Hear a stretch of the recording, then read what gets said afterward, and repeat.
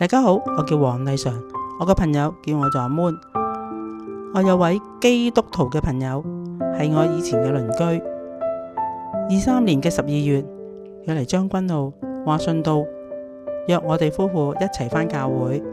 而最近嘅教會就係生命重浸信會。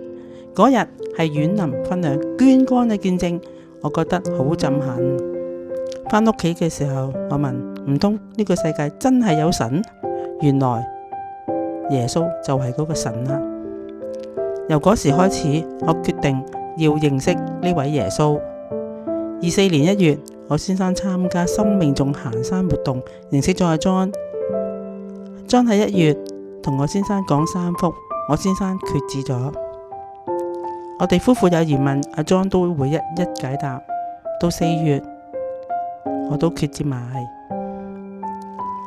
信主之前，我係一個好執着嘅人。我有一位哥哥做過一啲好過分嘅事，傷害咗我同我嘅屋企人。幾十年以嚟，我都好嬲佢，覺得我呢一生都唔會原諒佢嘅。但信咗主之後，我自然放低咗，寬恕咗佢，心裏仲開始關心佢而家嘅狀態。我知道呢份愛唔係出於我自己嘅。我喺生活上越嚟越多經歷神，無論大小事上，我都知道神會看顧我。